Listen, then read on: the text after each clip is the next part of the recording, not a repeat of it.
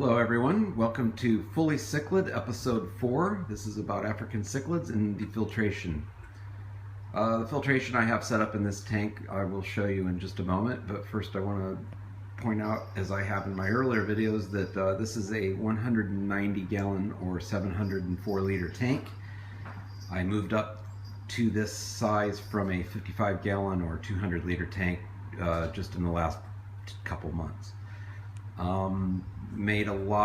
Did a lot of research and came up with what I have today, and I'm very happy so far with it as far as filtration goes. Now, what I have on originally on my 200 liter tank was an Eheim Classic 350, which is rated for a 350 liter tank.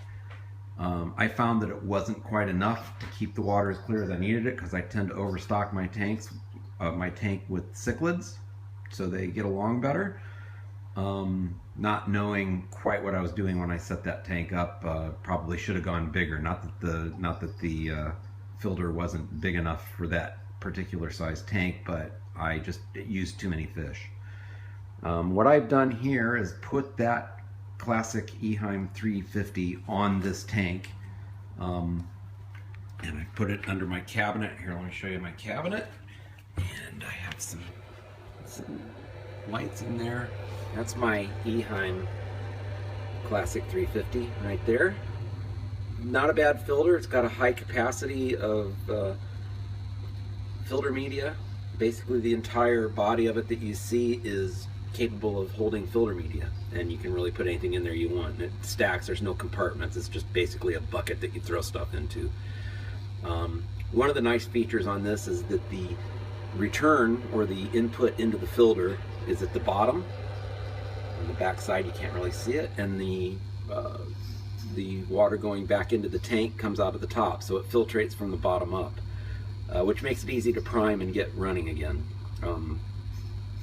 Not a bad filter. I don't mind it, but I've got these other two filters on the side, and these are Fluval FX6s, their latest design. Basically it's a redesign of the FX5. Not a whole lot of differences between the FX5 and 6. It's just got some better features on it, but it's really the same pump, same amount of water going through it. It's rated at 3,500 liters an hour. I think, I'm not sure what that is in gallons. That's with no media in it, and around 2,500 with media in it. Now, one of the nice things with these filters is they do give you estimates on with and without media. Most filters just tell you how many liters per hour they'll pump out with nothing in them, and then you have really no idea what you're getting as far as when you put media in it. The Classic 350, for instance, says that it's a, let me get my lights going now, my motion sensor lights. The 350 states about 600 liters per hour, but that's with no media in it. Now, I don't have any sponge filters or coarse filters of any kind in that Eheim. I'm strictly running noodles in there, ceramics. I'm just using it as a bacterial filtration for my. I don't have any mechanical filtration in there. It's just bio. Mostly because the two FX6s provide plenty of mechanical filtration. The FX6s are roughly, let me go over to this side, they're about 20 liter capacity of water, and I think around 7 liters capacity for there's 3 baskets inside for filter media. The outsides of them are, the water goes in through the top, right to the bottom, directly. Comes up from the bottom, up the sides. They're sponge filters, and basically that's what they are. They're sponge filters. They're not really mechanical filters. They are for bacteria to grow on, and there is a lot of them in there. I think there's 2 very large sponges per basket, 3 baskets, so there's basically 6 very large sponge filters in there. Now, I think that's great because sponge filters do a really excellent job, but the problem with sponge filters is you have to put them in usually put them in the tank. They're bulky and they don't look good. So they've basically taken care of that problem. So the entire outside of these 2 filters is a sponge filter. then it goes over the top inside into the baskets, and then on the flow down, back down towards the pump, the biomechanical takes over. I've got biomechanical coarse sponges at the top, 2 of those.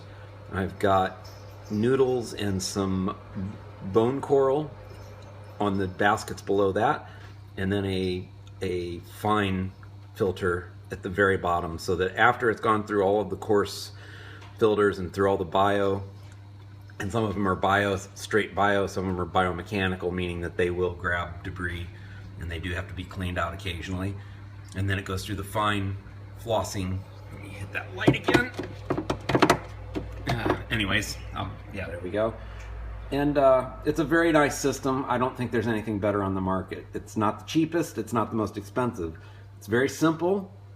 There's, you know, it's one of those things, keep it simple, stupid, and it very well applies to these filters. I like these filters because it's a simple design, but it does a lot of different mechanical and biological filtering. And you can do chemical filtering as well. You can, one of the media baskets can hold bags of carbon or phosphate killer or anything like that. I don't use any of those because I just know that if I do, then to keep the tank running at the same level, I'll just have to keep repeating it. So my solution was to use 2 FX6s, which is way overfiltrated, but I'm of the opinion that there is no such thing as overfiltrating a tank. Some of the people I talked to were worried that it was going to be a washing machine effect inside the tank, but I'll show you how I've got this hooked up. Now these filters go up the back side. I don't have enough light back here to actually see it, but all the tubes are in the back of the tank going up into it. My background I had installed. I didn't do it myself, but I did tell them exactly what I wanted. So my filters will draw under the background. If you look at the background closely, you can see that the entire bottom of the background is open and staggered. So if you look in through the side, you can see possibly, yeah, you can see that the background is still there underneath. It's just staggered, and then there's basically a gutter guard applied inside there, so that with the high flow of these FX6 filters, if I only had small openings, it would probably break my background. So it's basically the entire bottom of the tank is flowing into the background, which keeps the gravel very clean. Even as you can see, I don't have any waste sitting there. The waste always moves and goes into the background and into the filters. Even through my rock pile on the left here for my Mbunas, I don't have any detritus. It all flows straight out into the background. There's portions of this rock pile that have a heavy flow, usually right along the side here. Back there you'll see fish swimming very quickly there, and they'll hang in there, but the rest of the rock pile it diffuses the flow enough that they can hang out in there, and fry actually can hang out in there and not be affected by the flow.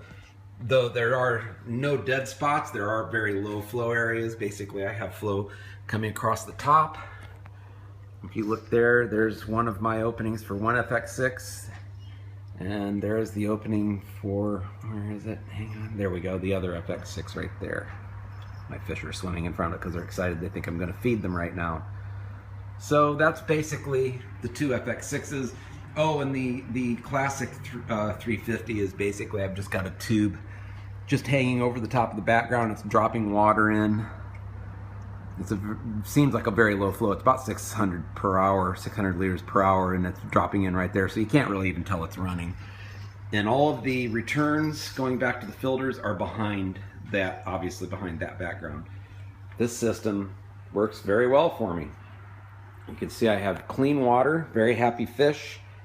Water's not cloudy. I have no algae blooms, and I've shown in my previous videos that I do have a UV sterilizer hooked up to one of these FX6s, and it is crossing over. So basically my returns are right and left, and then the tubes returning the water back to the filter are on opposite sides. So each filter is basically crossing flow, top and bottom.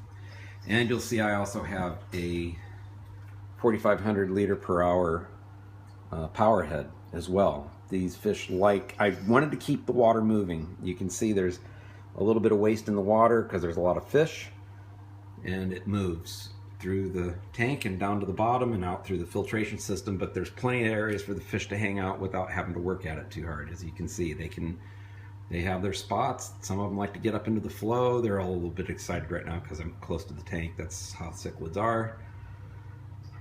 Also have the silver scat in there, which isn't a cichlid, but a lovely fish, and I just couldn't resist putting him in there because he likes those water conditions just like the Africans do. That's basically it.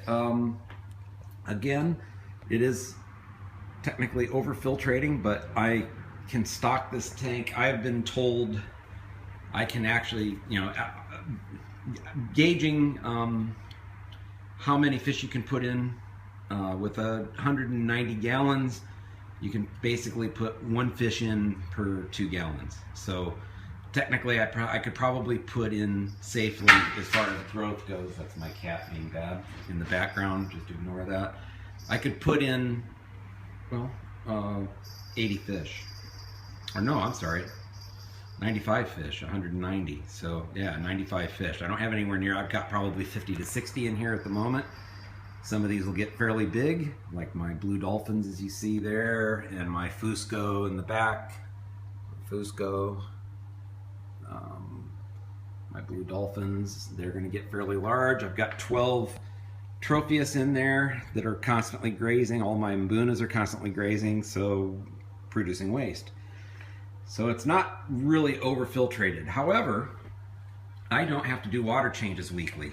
My nitrate levels have stayed consistently below 40 ppm parts per million, actually below 20 ppm with these filters on here. Like I said, I've got 3 filters, 2 very large filters and 1 that I just happen to still have, and thought, why not?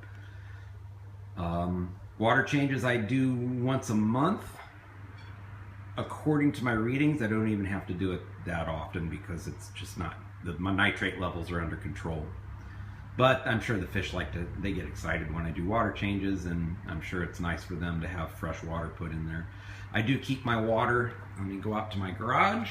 I do keep my water in my garage is a mess because we're building at a new house right next door to us for the rest of my family.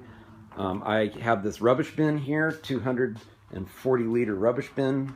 I keep my water in there with a sump pump, and it's pre-treated for African cichlids, so it's at 8.1 pH, and I've got it at 81 to 82 degrees Fahrenheit or 27 to 28 degrees Celsius in there with a heater. And I have a sump pump and a hose I can take directly into the house, and I run the water directly out of the tank, out my window, water my plants with it. I use the FX6s, and I have a tap I can directly quick connect to the FX6s that I bought extra. Run the hose out the window, and I can go out and water fruit trees out front. I'll show you one of my trees that's thriving, a brand new sapling date tree right there, and it loves my fishy water, loves it. So and then I bring the hose in from the garage, turn on the pump. I've got a valve on the end of the hose, and I refill the tank after I do a 30% water reduction to 33% water reduction to change the water over. Sometimes I'll do that twice in a day when I do the water changes. It's not showing that it's necessary chemically. I'm so used to doing water changes on a weekly basis that's what I end up doing. So I hope you all enjoyed that. I hope it was helpful. I got to wrap this up. I'm getting close to my limit on YouTube video time. So let me know if you like this or if it was helpful. And we'll see you again soon. And I'll maybe go through some of the other fish I have in the tank that I haven't covered. Thanks again for watching.